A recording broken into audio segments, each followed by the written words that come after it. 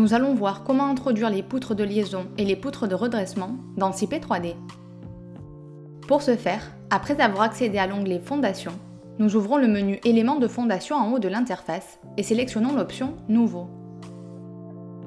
Tout d'abord, en sélectionnant Poutres de liaison, une fenêtre surgissante apparaît. Dans le menu déroulant de la partie supérieure, nous choisissons le type de poutre par sa référence. Dans la visionneuse centrale, nous pouvons consulter les dimensions et l'armature longitudinale et transversale associées au type de poutre sélectionné. Après avoir accepté, nous insérons la poutre dans la vue de dessus en sélectionnant avec le bouton gauche le point initial et le point final de celle-ci, avec l'aide, si nécessaire, des accroches référencées aux amorces et aux éléments dessinés précédemment.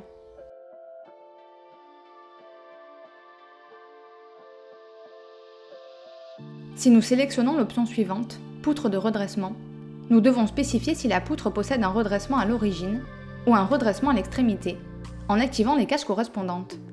Nous devons activer au moins une des deux cases. Si nous ne voulons centrer aucun des deux points, nous utilisons une poutre de liaison.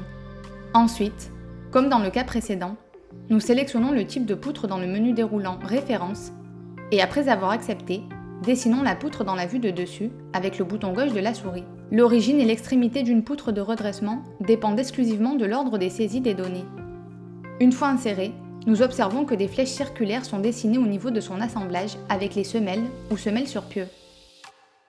Ces flèches indiquent qu'à l'extrémité où elles sont dessinées, la poutre redresse la charge de la semelle ou de la semelle sur pieux dans la direction de l'axe longitudinal de la poutre de redressement. Enfin, nous cliquons sur « Poutre avec redressement automatique aux extrémités » pour que le logiciel identifie automatiquement la nécessité de redresser les charges aux extrémités lors du dessin des poutres en contact avec des semelles d'angle ou mitoyennes. Pour ce faire, nous devons sélectionner une option dans le menu déroulant « Référence », aussi bien pour la poutre de liaison que pour la poutre de redressement. Après avoir cliqué sur « Accepter », nous utilisons le bouton gauche pour introduire la poutre dans la vue de dessus, de la même manière que dans les cas précédents.